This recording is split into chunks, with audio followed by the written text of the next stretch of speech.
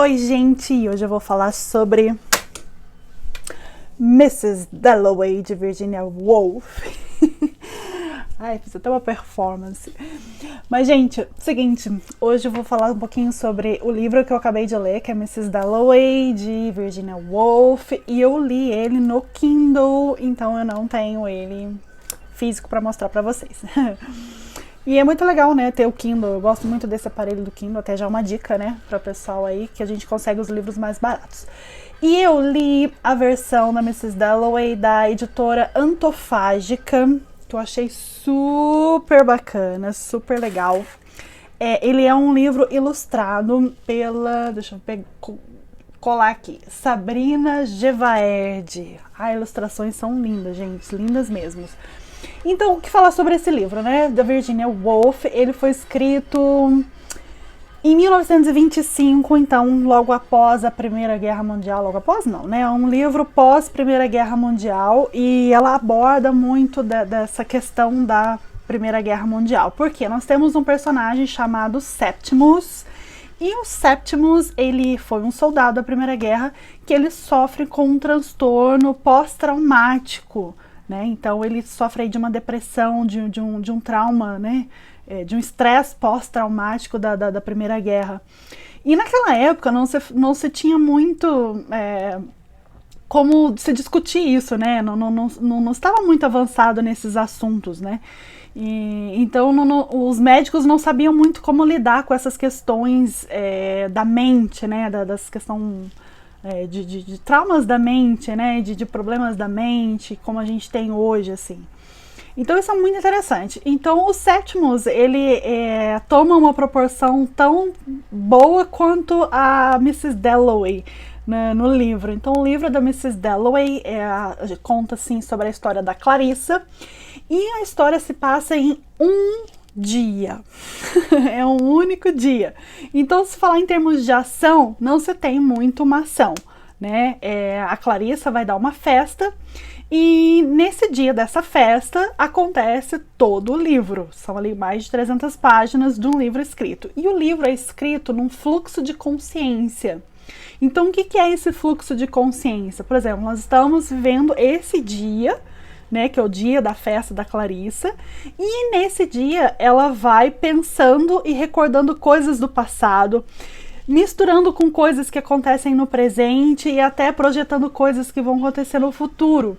Então é um presente contínuo, né? É como se fosse a nossa mente inconsciente. A nossa mente inconsciente, na verdade, é o que faz a gente, segundo Freud,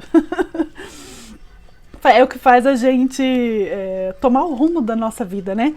Então, mesma coisa assim, às vezes a gente pensa alguma coisa do passado, é como se a gente estivesse vendo aquilo tudo de novo, né? Então, é nesse fluxo de pensamento que vai acontecendo o livro. E é muito interessante, porque parece, assim, um filme que você tem uma câmera, e aí você vai entrando dentro da cabeça dos personagens. E nesse personagem você começa a ver todo o inconsciente dele acontecendo ali, né? A versão dos acontecimentos, por exemplo, a gente tem a Clarissa e o Peter Walsh, né? O Peter Walsh é apaixonado pela Clarissa, e ele vai encontrar com ela esse dia, no dia da festa, e fazia muito tempo que eles não se encontravam, assim, né? Ele tinha ido para as Índias e tal, e ele era apaixonado por ela na juventude. E agora a Clarissa está com 50 anos, dando uma festa, ela está casada com o Richard Dalloway, por isso, né, o sobrenome Dalloway. E então o Peter ainda descobre que ainda está apaixonado por ela, né? E aí você vai tendo os flashbacks do passado, tanto da parte do Peter, quanto da Clarissa, né? E a Clarissa agora tem uma filha e tal, e a filha dela é bem diferente dela. Então tem toda essa coisa, assim, da mente mesmo. Parece que você está entrando dentro da mente, apesar de ser um narrador em terceira pessoa, né?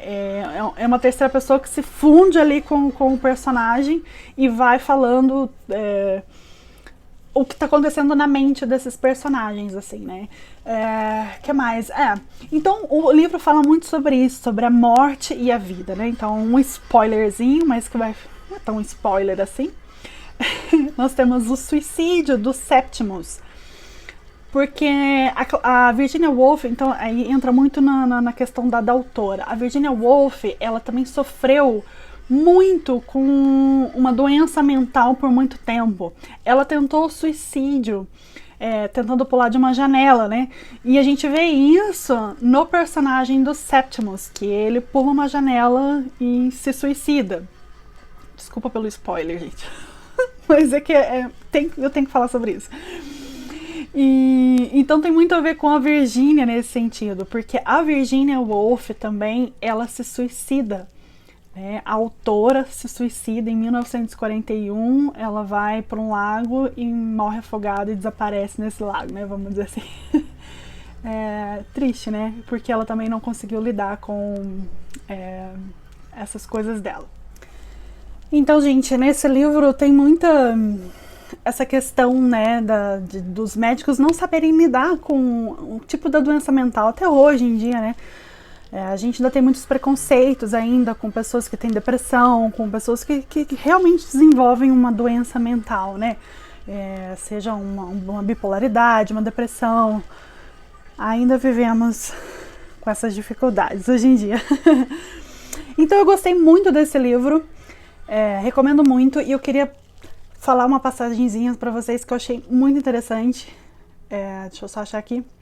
Vamos lá, para vocês sentirem um pouco do estilo da Virginia Woolf, para quem nunca leu. Vamos lá. Pois esta é a verdade da nossa alma, pensou ele. Nossa essência, que feito um peixe abissal, habita os recônditos marinhos em meio às sombras, serpenteando entre algas gigantescas, atravessando restas de luz solar e singrando sempre em frente rumo ao obscuro, gélido, profundo, inescrutável. De súbito a alma irrompe na superfície para brincar entre as ondas crispadas pelo vento, ou seja, sente uma necessidade contundente de se misturar, de congregar, de se reavivar, como me disse. Isso aqui eu vejo um pouco da profundidade da alma de cada um de nós, né? A gente às vezes entra nesse profundo abissal aí. O nosso inconsciente é um profundo, né? Quantas vezes a gente convive com as pessoas e realmente a gente não conhece as pessoas, e às vezes nós mesmos, né? Muitas vezes nós não conhecemos nós mesmos. Então eu achei muito interessante essa descrição aí da Virginia Woolf. Gente, esse livro é um livro que a gente precisava sentar, conversar, discutir e ver muitas, assim, análises, né? Porque quando eu peguei o livro, era um livro, assim, que eu começava a ler, começou a me dar um sono, assim, né? Porque aquele fluxo de consciência, aquela coisa, você fala assim, ai, peraí, vamos voltar aqui, deixa eu ver quem que tá falando o quê. Então, é um livro que exige muito da sua atenção, é um livro que é legal você ler críticas a respeito, porque isso vai te ajudar a entender os códigos da Virginia Woolf, porque é um livro que foi escrito em 1925, né, que foi lançado em 1925, e a gente não pode esquecer que foi ali bem onde estava o modernismo, o pós-impressionismo, né? Então, assim, esse fluxo de consciência estava muito em voga nesse momento ali no modernismo, né? Tanto que a gente vê muitos quadros do Salvador Dalí, que tem essa coisa do sonho, né? Cézanne, Van Gogh. Então, a gente tem muito essa coisa do fluxo da inconsciência, da impressão, né? E isso é muito interessante da gente ver, então da gente saber o contexto disso daí. E quando você começa a ver as análises de vários críticos de Virginia Woolf, você vai se apaixonando pelo livro, se apaixonando pela personagem e querendo saber muito mais desse universo da Virginia, que é fantástico, assim, o jeito que ela escreve, a profundidade dela, porque a Clarissa é uma pessoa que deixou uma paixão, de viver uma paixão, né? E se casou, na verdade, com o Richard, vive uma vida normal, uma vida trivial, né? E é muito legal essa coisa do duplo dela com o Septimus, né? Porque como o Septimus suicida, e ela fala assim que isso é um ato de rebeldia, ela vai ter que continuar sobrevivendo, né? Então ela sobrevive, então tem esses dois lados, assim, ao mesmo tempo que ela ama a vida, ela pensa muito na morte, né? E isso é muito interessante de ter esse contraste entre os dois ali, né? De você analisar mais profundamente esses dois personagens. E uma personagem que eu até estava esquecendo de falar, da Sally. A Sally era uma amiga da Clarissa na juventude. E a Clarissa já se apaixonou, meio que se apaixonou pela, pela Sally, porque ela era muito assim, pra frente, né? Então a gente vê, assim, traços do feminismo mesmo, que eu achei fantástico, assim, né? E a Sally era uma pessoa que fumava charuto, falava que dava na telha, saía nua pelo corredor só pra pegar uma bucha que ela tinha esquecido, entendeu? Então ela não se importava muito com as coisas. E ao mesmo tempo, depois ela encontra a Clarissa e ela fica casada, ela é casada com 5 filhos, né? Um cara muito rico e casada com 5 filhos. Mas eu vejo assim, que até a Sally exerceu a sua própria liberdade, né? A liberdade dela de querer casar, sei lá, né? Ou não. A gente imaginava uma personagem feminista vivendo solteira, né? A gente também tem esses estereótipos, né? Isso quebra muito com o estereótipo também. E falar sobre essa coisa da homossexualidade já ali em 1925, né, gente? Imagina uma mulher já ter esses desejos por outra mulher, né? Apesar dela se casar também, ter esse desejo pelo Peter e tal.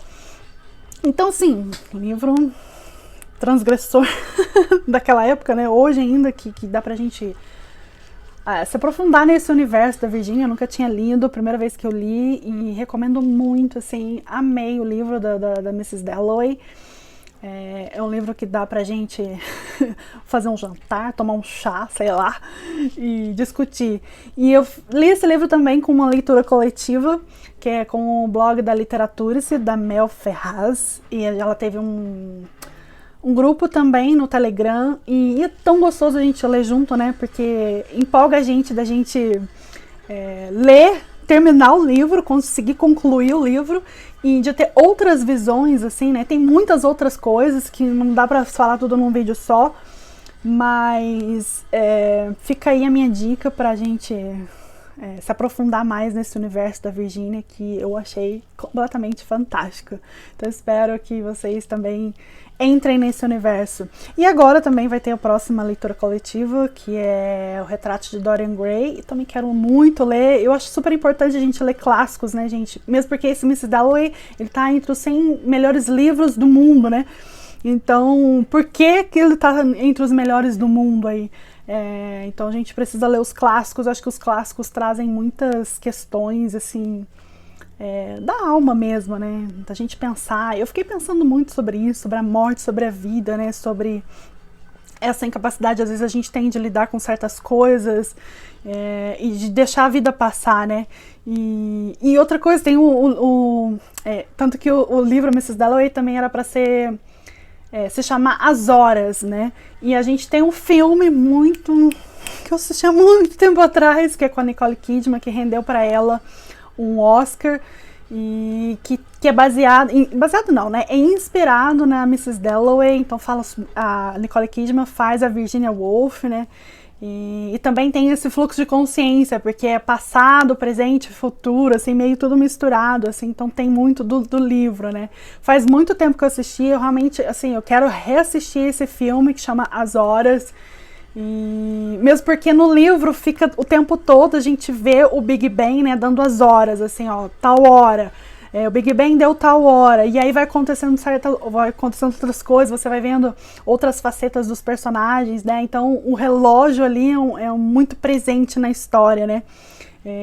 Então a questão do tempo, tanto que Dalloway ali, né, que Dalley em inglês ali é pra desperdiçar o tempo desperdiçar o tempo na sua travessia, né? Dalloway.